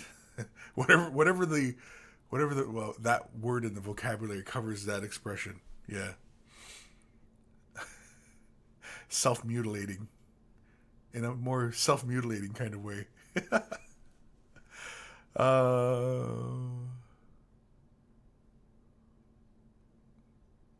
Where are we? David Taylor. With the way that the Big Hero 6, they made him cuddly robot, it wouldn't really work. Oh. I don't know. I don't know how we got to the Big Hero 6 now. Ghost of Starman Deluxe. Just finished my Broodlord and Jesus, and maybe we'll see in the email later. But a while since I sent one earlier today. Been a while since I sent one earlier today. Oh, yeah, okay. You can keep. There's no time limit on how often you can send email. You can send email every day if you wanted. Don't, but you could if you wanted. Yeah. So, okay. Let's do an email. And this is from Lancaster. Hello, Kris and monkeys. I have had a bit of a break from the hobby and have recently come back in playing Age of Sigmar. I have to say that I love the game. So much better for me than Fantasy was. But I missed Warhammer 40k, and after much consideration, I thought it'd be best to start a new army, and from now on, I will only play that army. I eventually decided upon Eldar as I had never played them before, and I think that the miniatures for the army look great. They are great. Eldar are awesome. I have come up with my own paint scheme, and using a suggestion I saw in the forum, my craft world is Shalthenor. But I like the Samhan logo, so I'll be using that. So you're Shalthenor, but you like Samhan. Yeah, why not, right? Okay. Yeah, it could be like a splinter faction of the house, you know? You never know. By way of collecting this army is going to be more akin to Age of Sigmar. However, so rather than making an army list and buying that army straight away, I will collect miniatures as I would like them, and this would lead to a usable army in time. I am only going to be getting one box at a time and building and painting the contents before getting anything else. Very smart. That's a plan that I know a lot of people have tried to adhere to, but So many of us have failed. Because you're like, okay, well, I'll work on this weekend. I'll get this rhino done this weekend, but I really need to start this box of Tactical Marines, so I'll get it right now. Oh, it's on sale. Well, I'll get 2 more, and that's how it all spirals out of control. This is the first time I'm going all out on my minis and highlighting them and using other techniques so that I end up with hopefully nicely but definitely fully painted based army that would when I come to play the first game. I have attached pictures of my first completed mini, the Spirit Seer, who used an Eldar name generator I named Belivor. I am really happy with how he has turned out and almost cannot believe I did the paint job myself. Your quick tips are really helpful. Thank you. I am very interested to hear your thoughts on it and any further tips you may have. Kind regards, Christopher Lancaster622 in the chat, aka an aspiring internet monkey. P.S. My brother says there should be a holy moly counter for the emails being sent to you akin to the word counter in Microsoft Word. I don't know what he means. Ha ha. Ha ha ha. No, I'm not sure what he means either. Anyway, let's have a look at his Spirit Seer. Holy moly. Oh, I like your freehand, man. Nice job. Is this guy plastic or is he fine cast? I think he's plastic, isn't he? Because your staff looks a little bent. And I was thinking he's fine cast, but if he's plastic, you should be able to bend that back into place. Oh, we're not in the full screen mode here. Oops. Sorry, everybody. There we go. There we go. I like the little transitions you got going on in the armor as well. I like you kept all that red right in between the runes. It's always real tricky to do.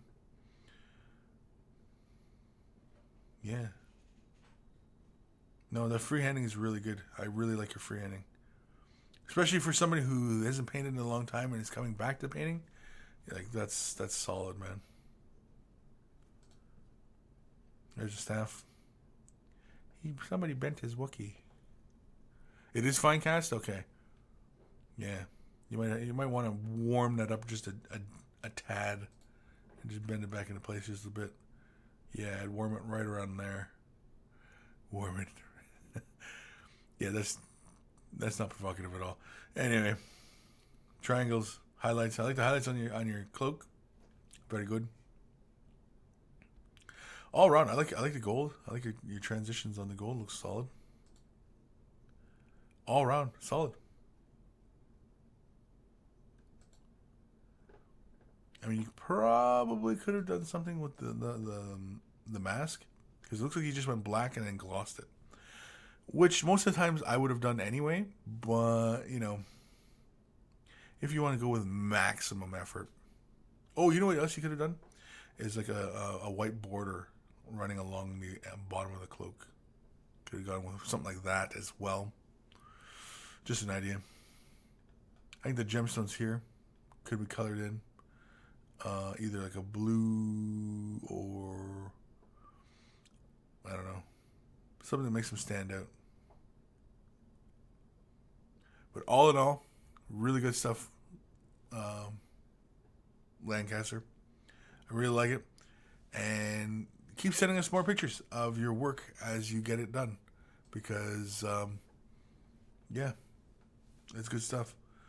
Oh yeah, and so that's the color scheme, right? The red and blue, and I assume white would be your accent color, kind of like Saman, where it's really kind of like Saman is red and black with white, and so this is red and blue. Are they going to be like an offshoot of like the Samhan? Maybe, who knows? They're like not like a successor chapter, but I guess like it's a scepter. I can't even say it. Anyway.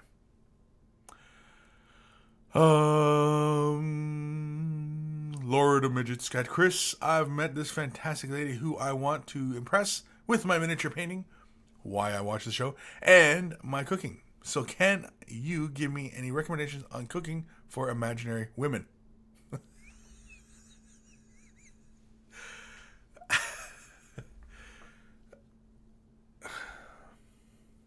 cooking for imaginary women.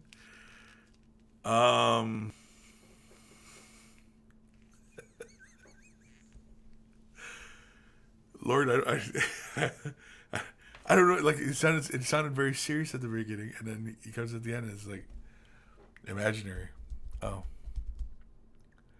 you know what's always nice? Is a nice chicken, barbecue chicken on salad, Caesar. Yeah, everybody likes chicken and Caesar salad. And it'll fill you up, you know, especially imaginary or not.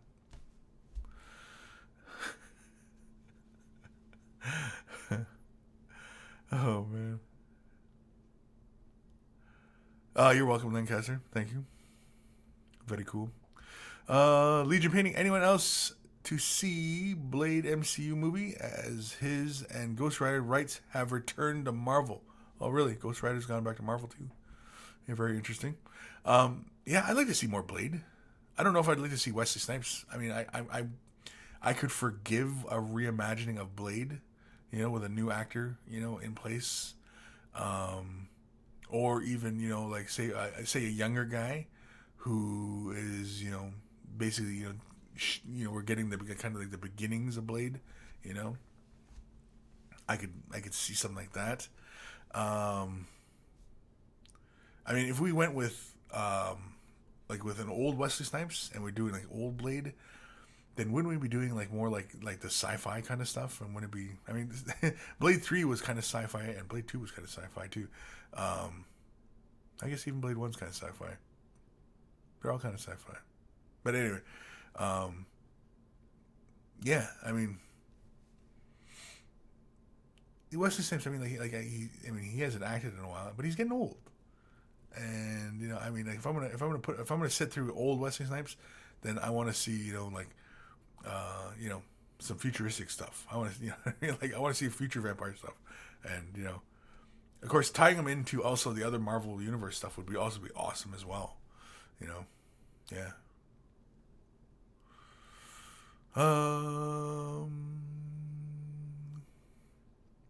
Ghost of Starman Deluxe reminds me of the rumored Swedish Chef quick tips.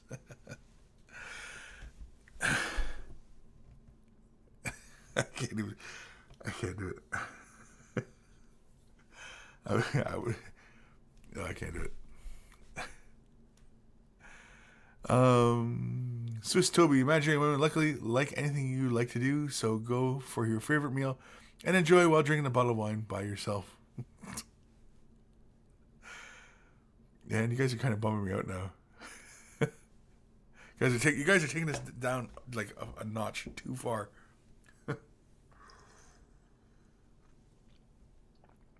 Fantastic Four, yeah, Dr. Santos, yeah, Fantastic Four. Yeah, I'd like to see a good Fantastic Four as well.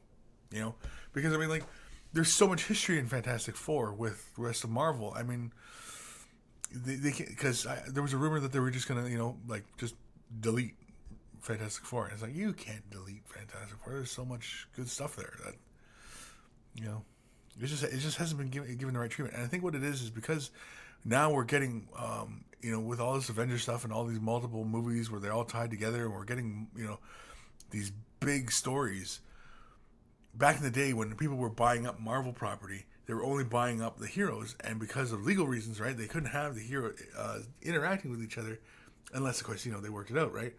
And so now, as all these licenses are coming back, I mean, they can have this big, massive multiverse of Marvel-ness, and yeah, I think that'd be really awesome.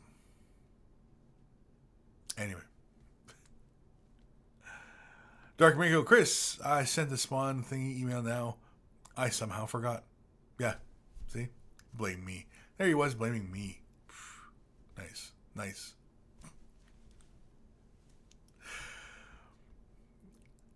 Dude, Taylor, you look so serious, Kris. I thought you were going to shout at us.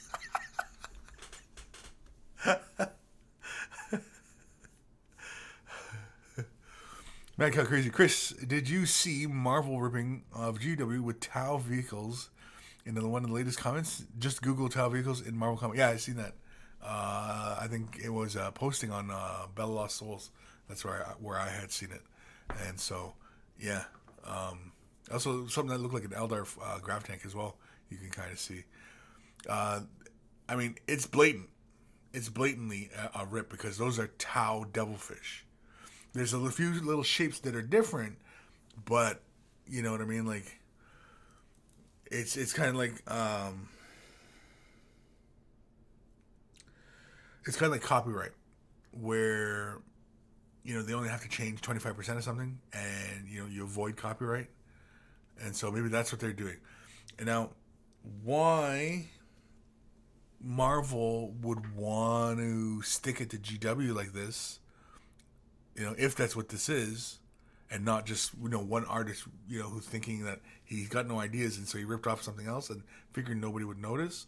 I don't know, but if this was Marvel, Disney essentially, sticking it to GW, or getting GW to try and trying to ruffle their feathers up a bit. I don't know,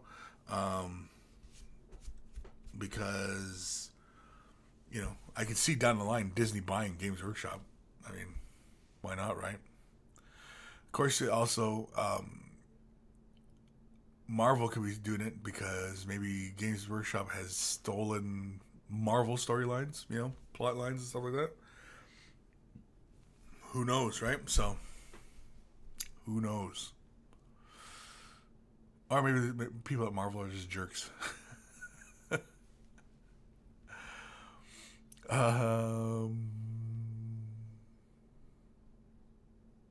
Where am I? Lord of Midgets. Marvel did an anime universe spinoff. They straight up jack a Gundam design for Iron Man to fight Iron Hulkin. It's not rare for Marvel to jack stuff. Yeah, exactly. I mean, yeah. Yeah. Lancaster, it has the SEP symbol on it. Yeah, exactly. He has the SEP symbol on it. But the thing is, though, is the SEP symbol, that's been around for a while, I think. That's not uniquely Games Workshop, I don't think. The symbol, I'm pretty sure, has been around for a while. Yeah.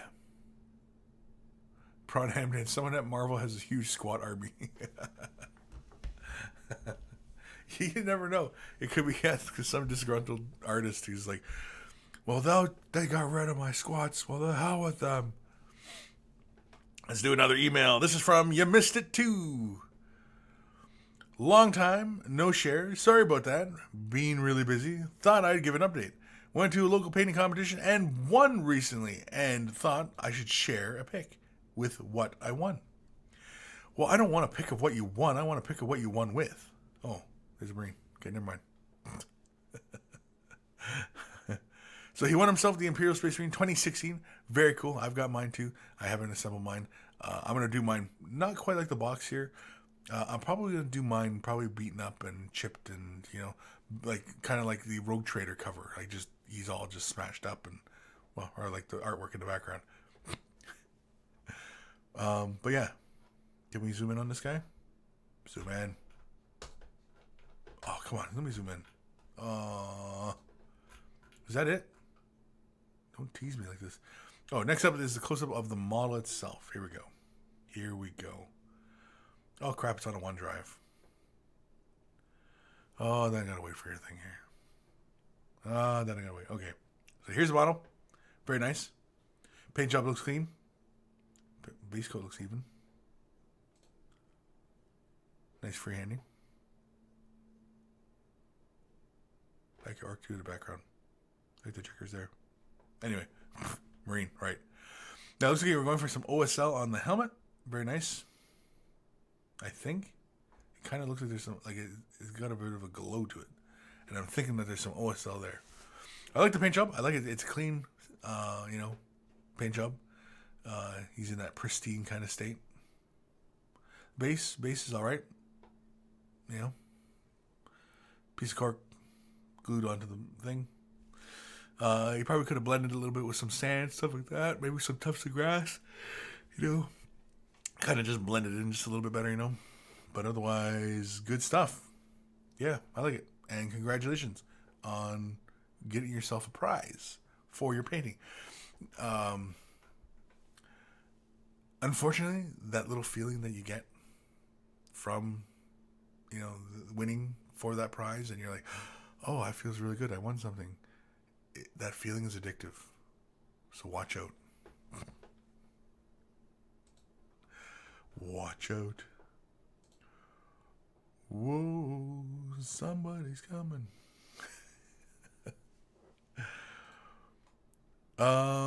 Yeah. So, where are we? What time we at? 4 minutes to.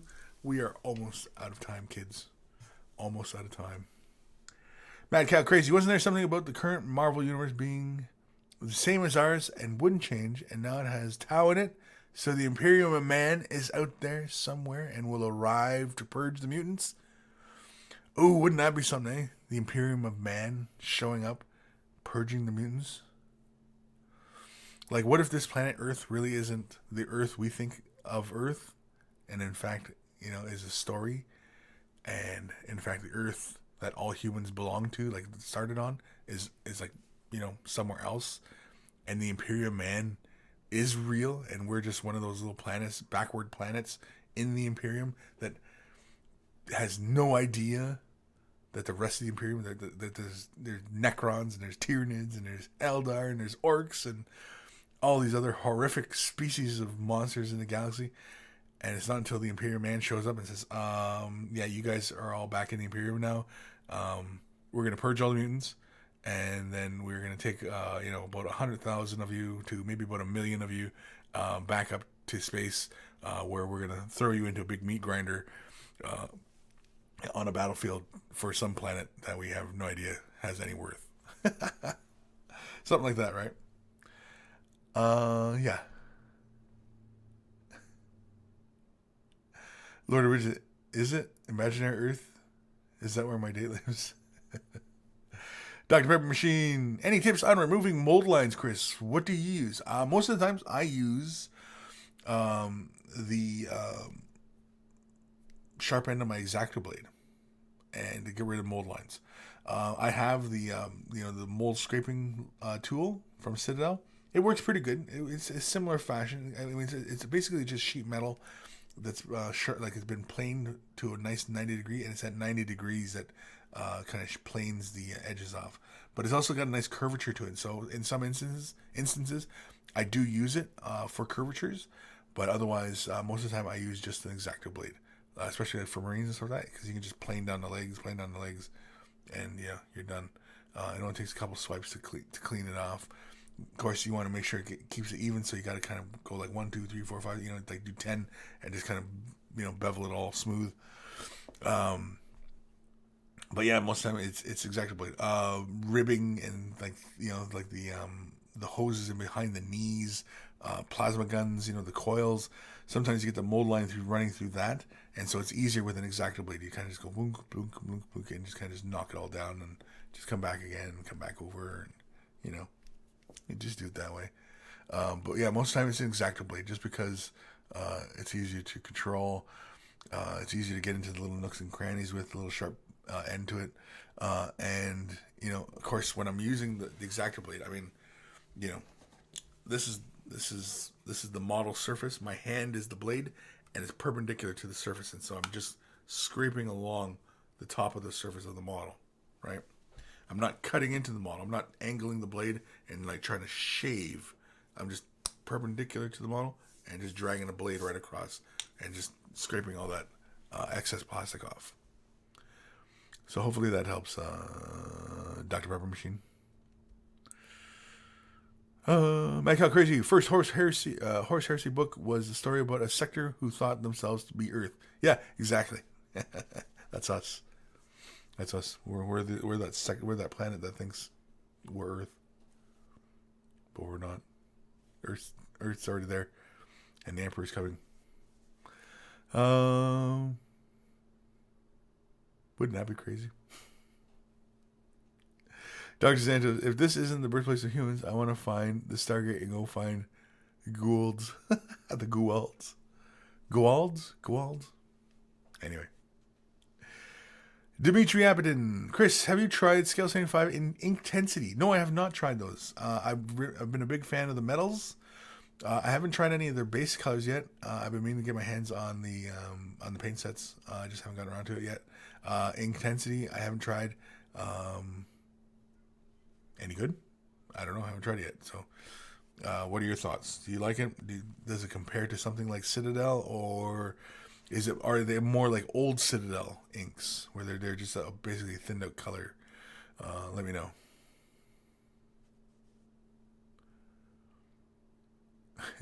Mad Cat Crazy. The Imperium would declare exterminatus on a Marvel Earth after just a quick scan. Mutation is obviously rampant, or the tainted chaos at the very least. Yeah, exactly, because the portal opened up above Earth too, right? In the Marvel, like in the movies, portal opened up and monsters were pouring through. So how do we know that wasn't the warp, right? A way to the warp. So yeah, Earth's been tainted. So yeah, it's most likely the Imperium would just come and exterminate us, the building, the people, the planet, and yeah, move on. Ghost of Starman Deluxe. I use the end of my GW clippers. I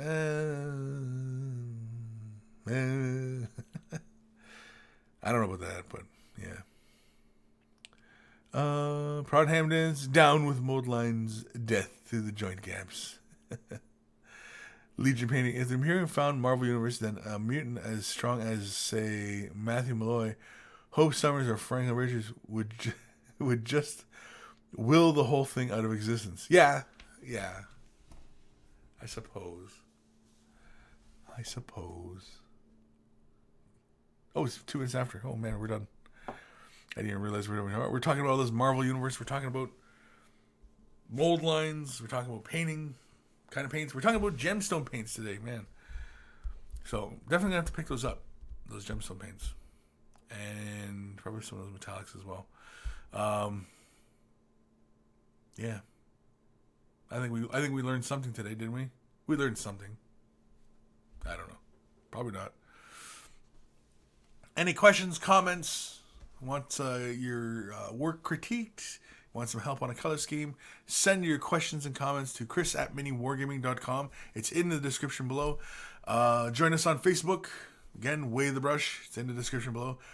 Way the Brush t-shirts. Help Kris out and again, make you look stylish and manly or womanly if either bill fits. Way the Brush t-shirts. It's in the description below. Got very sizes. Got very big to very small. And yeah. And I think that's it. I think I'm going to try and enjoy the rest of this beautiful Saturday afternoon. Take care of your brushes. They'll take care of you. And I will see you guys next week. Yeah, next week. I will see you guys next week. Laters. I like when I click a button and nothing happens. There we go.